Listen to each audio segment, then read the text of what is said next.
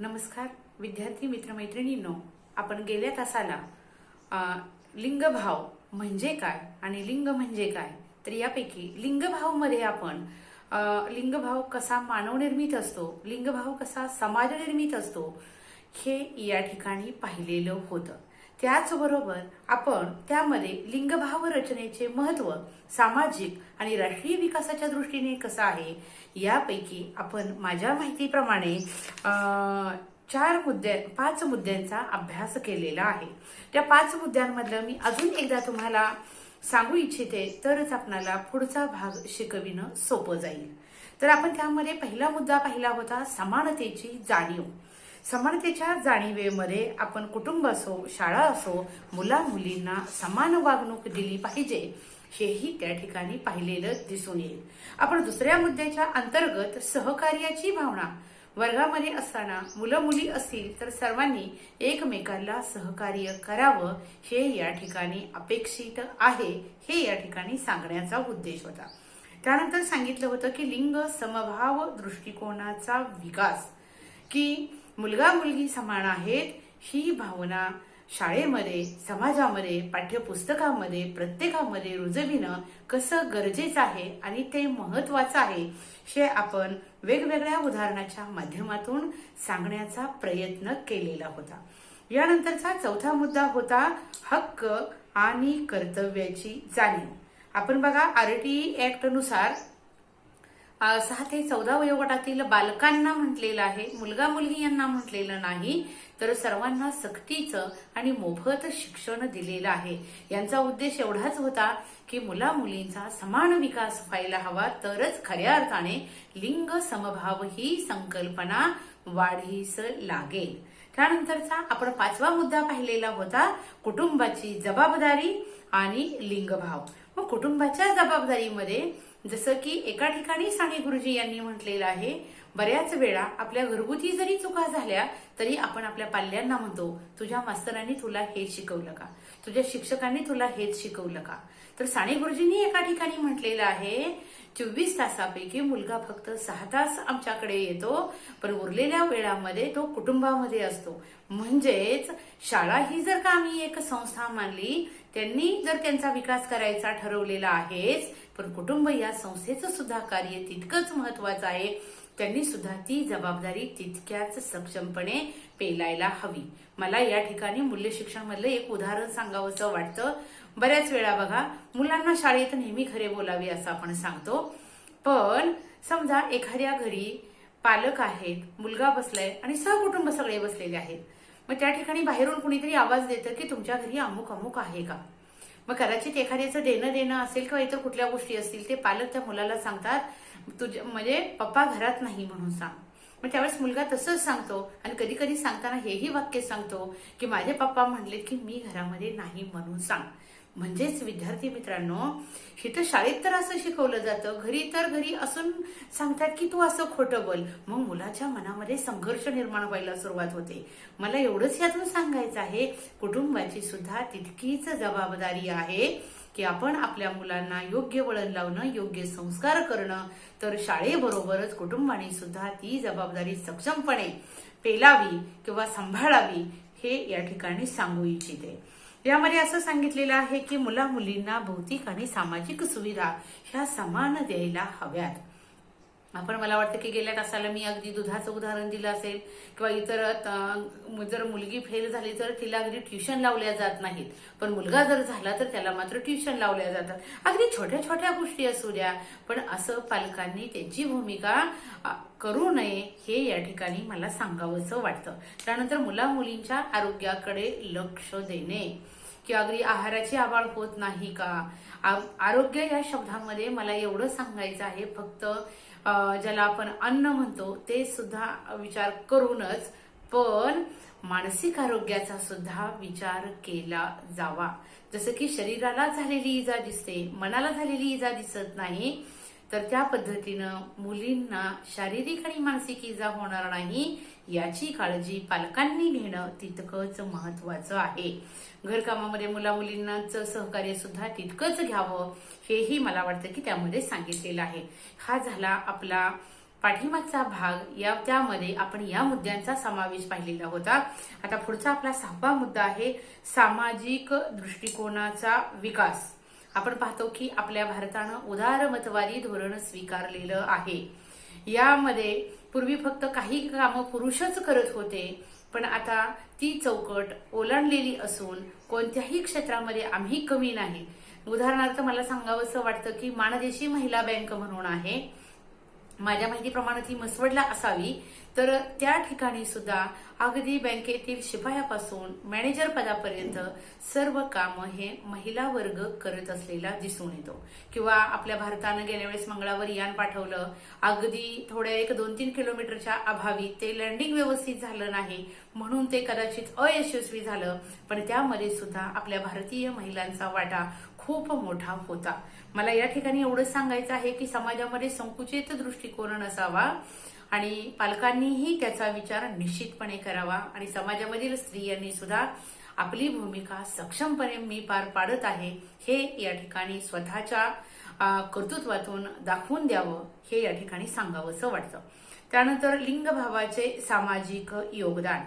आपण पाहतो की जसं की स्त्री आणि पुरुष ही समाजरथाची 2 चाकं आहेत आणि दोन्ही चाकं जर का व्यवस्थित असतील तरच समाजरथ व्यवस्थित चालतो. किंवा पक्षाला 2 पंख असतात, तर दोन्ही पंख जर त्याचे उड्डाण घेण्यासाठी सक्षम असतील तर पक्षी आकाशामध्ये विहार व्यवस्थित करतो. तसं पक्षीरूपी जरी हे आपलं आयुष्य असेल तरी समाजामध्ये स्त्री आणि पुरुष ही त्याचे 2 पंख आहेत आणि ते चांगले असतील तरच निश्चितपणे पक्षी चांगला उड्डाण घेऊ शकतो. तर अशा पद्धतीनं सामाजिक योगदान.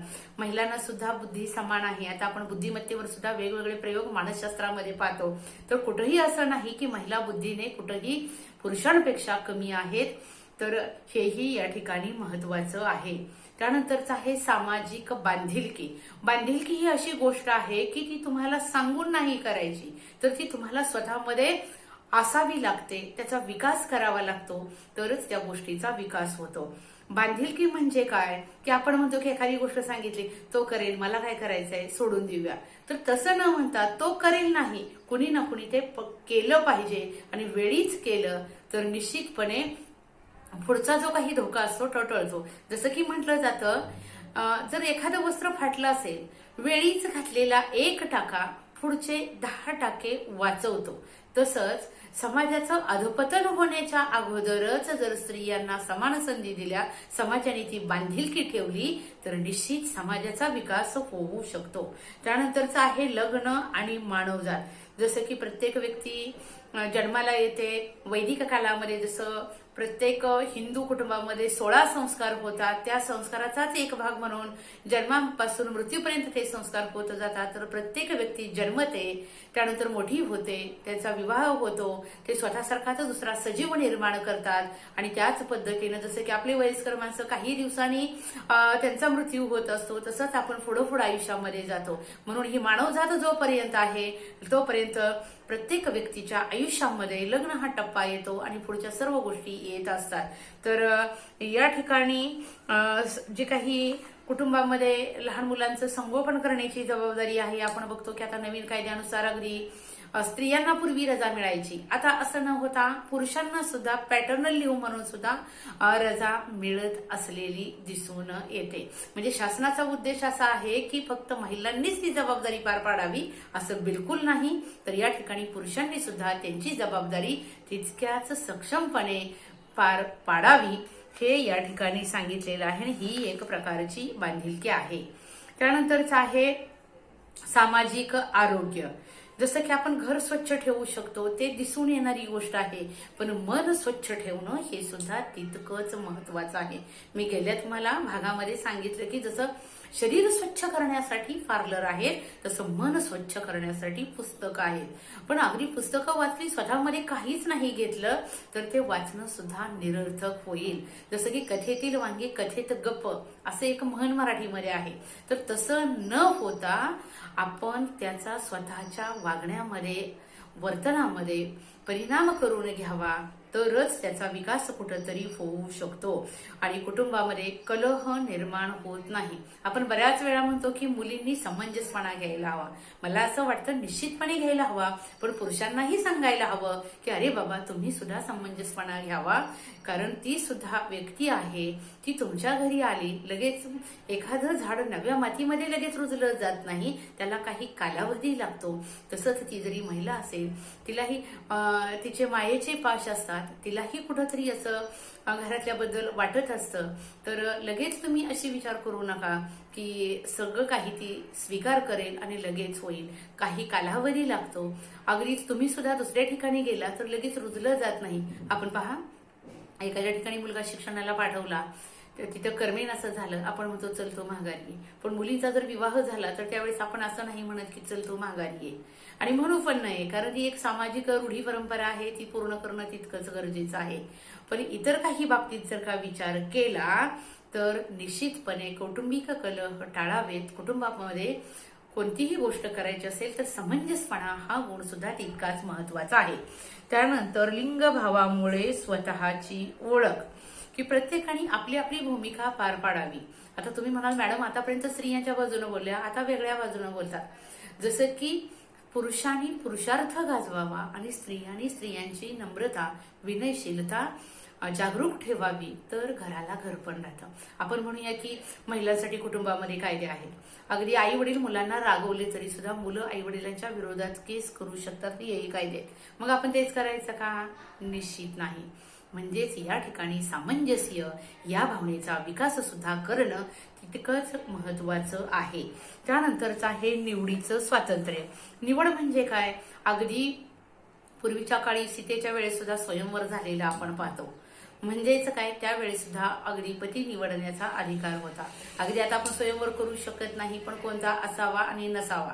अगदी ज्या मुली उच्च शिक्षित ग्रॅज्युएशन पोस्ट ग्रॅज्युएशन झाले त्या त्यांचं मत सांगू शकतात, पण ज्यांचा अगदी 10वी 11वी 12वीच्या वयाच्या आतच कोवळ्या वयात लग्न होतात, तर त्या मुलीला ते सांगण्याचं किंवा चौकसपणे विचार करण्याचं तिला स्वातंत्र्य नसतं. तर या ठिकाणी ते स्वातंत्र्य हिरावून घेऊ नये, हेही मला या ठिकाणी सांगावंसं वाटतं. तर अशा पद्धतीनं आपण हे जे काही 12 मुद्दे आहेत, समानतेची जाणीव, दुसरं सहकार्याची भावना, तिसरं लिंगभाव समानतेचा दृष्टिकोनाचा विकास, चौथं हक्क आणि कर्तव्याची जाणीव, पाचवं कौटुंबिक जबाबदारी आणि लिंगभाव, सहावं सामाजिक दृष्टिकोनाचा विकास, सातवं लिंगभावाचे सामाजिक योगदान, आठवं सामाजिक बांधिलकी, 9 लग्न आणि मानवजात, 10 सामाजिक आरोग्य, 11 लिंगभावामुळे स्वतःची ओळख निर्माण करणं आणि 12 निवडीचं स्वातंत्र्य. ह्या गोष्टी जर का निश्चितपणे केल्या तर समाजामधील लिंगभाव जो आहे त्याचं महत्व वाढीस लागण्यास मदत होईल. या ठिकाणी विद्यार्थी मित्रांनो, मला हाही मुद्दा सांगावासा वाटतो, समाजामध्ये जी आपण लिंग विषमता आहे किंवा जी भेद आहे, तर त्या भेदाची कारणं काय असू शकतील, हेही आपण या ठिकाणी 5 मुद्द्यांच्या अंतर्गत त्याचा अभ्यास करणार आहोत. यामधील मला पहिला मुद्दा सांगावासा वाटतो, पुरुष प्रधान संस्कृती. आपण पाहतो की बऱ्याच पुरुषांना आपल्या स्त्रिया बाहेर आलेल्या आवडत नाहीत. बुरखा घेणं, आपण बघा, आपण महाराष्ट्रामध्ये राहतोय, प्रत्येक गावागावांमध्ये युपीकडचे कामगार आलेले आपल्याकडे किंवा फरशी बसवणं, किंवा राजस्थानी कामगार असेल तर ते दरवाजे म्हणा, फर्निचरची कामं करत असलेले दिसून येतील. पण त्यांचा महिला वर्ग कधी त्यांच्या सोबत जर आपल्याला दिसून आला तर अगदी पूर्ण झाकून घेणं, पूर्ण बुरखा असणं, अगदी त्यांच्या पतीच्या वयाच्या वरच्या लोकांना कधीही आपला चेहरा न दिसल याची दक्षता घेणं. म्हणजेच एकीकडे आम्ही सूर्यावर, आपलं मंगळावर जमीन घेतो, चंद्रावर जमीन घेतो. अगदी सुशांत सिंग राजपूतचं निधन झालं, आपण पाहिलं की त्यांनी मंगळावर फ्लॅट घेतल्या, चंद्रावर घेतलेला होता. मग ते दुर्बिणीतून कशा पद्धतीने आपला फ्लॅट कुठल्या ठिकाणी आहे पाहत होते. सांगण्याचा अर्थ, जग एवढं खूप पुढे गेले की आमच्या मागच्या 20 वर्षामध्ये आम्हाला जर का कोणी सांगितलं असतं की इथं बसलं, तर आता मी आज इथं माझ्या घरात बसले, पण तुम्ही प्रत्येक घराघरामध्ये माझं लेक्चर ऐकता, हे जर कोणी मागच्या 20 वर्षापूर्वी म्हटलं असतं तर ते खरं वाटलं नसतं. तसं म्हणजे हा बदल आम्ही आता मान्य केला. तशाच पद्धतीनं पुरुष प्रधान संस्कृतीने हळूहळू का होईना महिला वर्गांना आदर देणं, सन्मान करणं किंवा आपल्यामध्ये असणारा पुरुषी अहंभाव बाजूला काढणं, चार भिंतीमध्ये चूल आणि मूल हे एवढंच तुझं जग आहे हे म्हणणं, हे कुठंतरी कमी केलं पाहिजे आणि तोंडी न म्हणता कृतीतून ते लक्षात आलं पाहिजे, हेही मला या ठिकाणी वाटतं. नाहीतर स्त्री म्हणजे दासी आहे, स्त्री म्हणजे गुलाम आहे, हे या ठिकाणी कुठंतरी मनामध्ये बिंबलेलं पुरुषांच्या असतं, ते मात्र बाजूला काढणं गरजेचं आहे. त्यानंतरचं आहे शैक्षणिक मागासलेपण. आपण बघा, भारतीय समाजामध्ये चातुर्वर्ण्य व्यवस्था होती. कोणती कामं कुणी केली जावीत किंवा पुरुषांनी कोणती केली जावी, महिला वर्गांनी कोणती कामं केली जावी, हेही आपण पाहत आहोत. परंतु आताच्या काळामध्ये असं काही राहिलेलं नाही की कोणतं काम पुरुषांनी करायचं आहे, कोणतं काम अमुक जातीतील लोकांनी करायचं आहे. तर तसं न राहता आता काळ बदललेला आहे, त्याचप्रमाणे इथं सुद्धा आपण बदलाचा स्वीकार करणं किंवा शिक्षणाच्या अभावामुळं स्त्रियांची जी काही पिळवणूक होते ते पिळवणूक कुठंतरी थांबवणं. असं म्हणणार नाही की अगदी सगळ्याच ठिकाणी 100% स्त्रियांची पिळवणूक होते.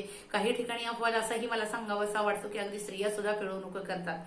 मला वाटतं आपल्या महाविद्यालयामध्येच एक कार्यक्रम होता, त्या कार्यक्रमामध्ये आपण विशाखा समितीची मीटिंग होती.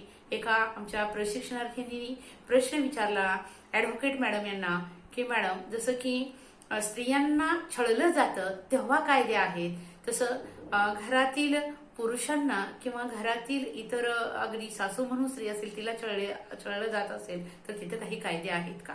म्हणजे हाही प्रश्न खूप विचार करायला लावणारा आहे. म्हणजे स्वातंत्र्य दिलं तर स्वातंत्र्याचा स्वैराचार होऊ नये याची दक्षता त्या ठिकाणी त्या महिलेनं घेणं हेही तितकंच गरजेचं आहे. आता आपण बघा, समाजामध्ये एक शिकून निरक्षर हा एक प्रकार आलेला आहे की शिकल्यानंतर आपण पाहतो की अगदी प्रत्येक पाठ्यपुस्तकामध्ये प्रत्येक व्यक्तीनं प्रत्येक व्यक्तीशी कसं वागावं, कसं वर्तन करावं हे सर्व छान पद्धतीनं लिहिलेलं आहे. पण प्रत्येक व्यक्ती आपल्या वागण्यामध्ये त्याचा अवलंब करत नाही, हेही मला या ठिकाणी सांगावंसं वाटतं. तर इथं शैक्षणिक मागासलेपण म्हणजे शिकून निरक्षर. एक वेळ आता बऱ्याच लोक अशी आहेत की शिकलेले दुनियाच्या शाळेत नाहीत, पण त्यांनी त्यांच्या ज्ञानातून त्यांच्या वागण्यातून समाजामध्ये चांगलं परिवर्तन केलेलं आहे. म्हणजेच या ठिकाणी शैक्षणिक मागासलेपण हा सुद्धा महत्वाचा घटक आहे. त्यानंतरचा आहे शासकीय अधिकाऱ्यांची उदासीनता. या ठिकाणी असं सांगावंसं वाटतं की सर्व कायदे अगदी कागदावर खूप छान पद्धतीनं दिलेले आहेत, पण त्या कायद्याची अंमलबजावणी जी आहे ती सुद्धा तितकी काटेकोर, तितकी तंतोतंत होणं हे सुद्धा तितकंच महत्वाचं असलेलं दिसून येईल. मग अधिकारी वर्गाने सुद्धा काय केलं पाहिजे की आता आपण पहा की मला असं वाटतं या वर्षीचा 8 मार्च 2021 या दिवशी महाराष्ट्र शासनाने असं सांगितलं की अगदी महिलेच्या नावावर एखाद्या ठिकाणी तुम्ही संपत्ती घेत असाल किंवा घर घेत असाल तर तिथली स्टॅम्प ड्युटी म्हणून जी असते ती तुम्हाला अर्धी करण्यात येईल. म्हणजेच काय, अशा सवलती द्याव्या लागतात तरच कुठंतरी हे होतं. किंवा आपण पहा की गेल्या अगदी 10-12 वर्षापासून आपल्या मार्कलिस्टवर आपलं पूर्वी फक्त आपलं आणि वडिलांचं नाव यायचं, पण आता तो बदल झालाय की आपल्या नावाबरोबर आपल्या आईचं नाव मग वडिलांचं नाव असंही झालेलं आपल्याला दिसून येतं. म्हणजेच काय, या ठिकाणी कुठल्याही गोष्टीचे कायदे केले तरच माणसं ऐकतात आणि अधिकारी लोकांनी सुद्धा त्या गोष्टींची निश्चितपणे अंमलबजावणी करावी हे या ठिकाणी सांगणं गरजेचं आहे. त्यानंतर चौथा आहे स्त्रियांचे आर्थिक परावलंबन. बऱ्याच ठिकाणी मला हाही मुद्दा सांगावासा वाटतो की लग्न झाल्यानंतर बऱ्याच वेळा उच्च शिक्षित मुली असतात, सासणी म्हणतात की तू नोकरी नाही केलीस चालेल, आमच्या घरी खूप मोठं छान आहे, घरी आमच्या घरी एवढं आर्थिक उत्पन्न आहे. पण जर असा एका दृष्टीने विचार केला की ठीक आहे, ती जर जॉबला असती तर तिला 30-40 हजार पेमेंट मिळालं असतं. जर सासरच्या लोकांना तुम्ही 30-40 ऐवजी मला फक्त दर महिन्याला एक पॉकेट मनी म्हणून 10,000 द्याल का, तर मला वाटतं की याचं निश्चित उत्तर नाही असं येईल. तर आर्थिक पिळवणूक ज्याला आपण म्हणतो किंवा संपत्तीत सुद्धा बऱ्याच वेळा स्त्रियांना झगडावं लागतं. असं नाही की प्रत्येक स्त्रिया की माहेरची संपत्ती स्वतः घेणार, परत सासरच्याला देणार, परत तिला स्वतःला मुलगी असेल तर ती तिच्या मुलीला देणार, असं नाही होत. पण त्या स्त्रीला स्वतःला भविष्यात जर का माझ्या सासरी काही दगापटका झाला किंवा मला व्यवस्थित नाही सांभाळलं गेलं तर तिला विटो पॉवर म्हणून म्हणूया, किंवा तिला इकडंही मी अगदीच अधांतरी नाही, मला काहीतरी आहे ही भावना तिला सुखावून जाईल, किंवा मी निराधार नाही ही तिच्या मनामध्ये भावना निर्माण होईल. तर अगदी तिला आर्थिक परावलंबित होता पावं लागणार नाही याची दक्षता सुद्धा या ठिकाणी घेणं गरजेचं आहे. त्यानंतरचा आहे कायद्यामधील उणिवा, की आता हिंदू विवाह कायदा आपण आहे किंवा पितृवारसा कायदा मी आताच तुम्हाला उदाहरण दिलेलं आहे, किंवा पित्याच्या संपत्तीमध्ये जो काही वाटा संपत्तीचा मिळतो. आपण पहा की प्रत्येक घरच्या स्त्रियांनी जर का माहेरची संपत्ती आपल्या नावावर करून घेतली भावाच्या जेवढ्या हिस्साप्रमाणे, तर जर भविष्यात माहेरी गेलं तर मला असं वाटतं की प्रत्येक घराघरामध्ये अगदी भाऊ असेल भाऊजाई असेल तर त्या ज्या लेडीजला निश्चितपणे चांगलं बोलणार नाहीत. माझ्या हिश्शाला हिस्सा तुम्ही घेतलेला आहे तर इथं पाहुणी म्हणून किंवा तुम्ही मुलगी म्हणून तुमचा कुठलाही अधिकार राहत नाही. म्हणजे जसं की समाजाची जगराटी चालू आहे, निश्चित चालू आहे, पण कायद्यामध्ये सांगितलेलं आहे, पण त्या कायद्याचं तितकं तंतोतंत पालन केलं जात नाही, आणि पालन केलं तर इतर दुसऱ्या समस्यांना सुद्धा सामोरं जावं लागत असलेलं दिसून येईल. म्हणजे या ठिकाणी घटस्फोटासाठी सुद्धा पुरुषाला वाटलं की आता अगदी मुस्लिम कायद्यामध्ये पहा 3 वेळा तलाक अगदी मोबाईलवर जरी बोलून म्हटलं तरी सुद्धा त्यांचा तलाक होऊ शकतो. तर ते हे बिल मला वाटतं की मागच्या 2 वर्षांमध्ये संसदेमध्ये पास झालेलं आहे. पण त्या महिलेला काय वाटतं हा विचार त्या ठिकाणी सुद्धा करणं, तिच्यावर अन्याय होणार नाही याचाही विचार करणं तितकंच महत्वाचं आहे. तर भारतामधील लिंगाधिष्ठित जो काही विषमता आहे त्याची कारणं मी 5 सांगितलेली आहेत. एक पुरुष प्रधान संस्कृती, दुसरं शैक्षणिक मागासलेपण, त्यानंतर सामाजिक शासकीय अधिकाऱ्यांची उदासीनता हा तिसरा मुद्दा आहे, चौथा स्त्रियांची आर्थिक पिळवणूक, आणि 5वा कायद्यातील उणिवा. त्याचबरोबर हे जे काही समाजामध्ये घडतंय किंवा लिंगभाव आहे याचे परिणाम नेमके काय होणार आहेत किंवा होतात हे आपण 4 मुद्द्यांच्या साहाय्याने पाहूयात. तर पहिला आहे संकुचित दृष्टिकोन. जोपर्यंत आपण आपला दृष्टिकोन संकुचित ठेवत नाही तोपर्यंत निश्चित विकास होणार आहे. आणि आपल्या समाजामध्ये जसं एका ठिकाणी म्हटलेलं आहे बघा, एका विचारवंत्याने, माणूस 21व्या शतकाकडे चालला, तो खूप बदलला, त्यानं खूप प्रगती केली, भौतिक प्रगती केली, अगदी खूप छान डिझायनर कपडे घालू लागला, पण कपडे घालणारा माणूस बदलला पण कपड्याच्या आतला माणूस बदललाच नाही. हे वाक्य विचार करण्यासारखं आहे. म्हणजे तुम्ही कदाचित कपड्यांनी अतिशय समृद्ध राहा, पण त्याचबरोबर तुम्ही कपड्याच्या आतला माणूस म्हणजे तुमचं मन आहे, तुमचं चांगले विचार आहेत महिलांच्या बाबत, ते जोपर्यंत तुम्ही सुधारणार नाही तोपर्यंत खऱ्या अर्थानं समाजाची प्रगती होणार नाही. तर संकुचित दृष्टिकोन हाही भाग या ठिकाणी महत्वाचा असलेला दिसून येतो. त्यानंतरचा आहे समाजाची मानसिकता.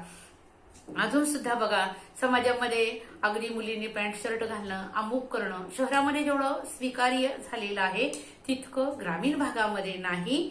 तर या ठिकाणी समाजामध्ये मी फक्त एकच उदाहरण देऊन सांगते, कारण समाजाची मानसिकता वेगवेगळ्या मुद्द्यांचा विचार करून तर ती मानसिकता चांगली व्हावी. जसं की किरण बेदी पहिल्यांदा IPS झाल्या, त्यांचं आपण जर का नेटवर पाहिलं तर खूप छान काम केलेलं तिहार जेलमधलं दिसून येईल, किंवा त्यांच्याकडे पाहिलं तर अगदी एखादा छान पुरुष असतो आणि तो खूप छान पद्धतीनं कामं करतो, ही भूमिका आहे. तर अशा पद्धतीनं प्रत्येक घरामध्ये सुद्धा अशी भूमिका पाहिजे. अरे असं काही नाहीये की महिलांनी हे कपडे घालावेत किंवा हे नसावेत, पण असंही म्हटलं जातं खावे पिवे स्वानंदासाठी आणि कपडे करावे परानंदासाठी.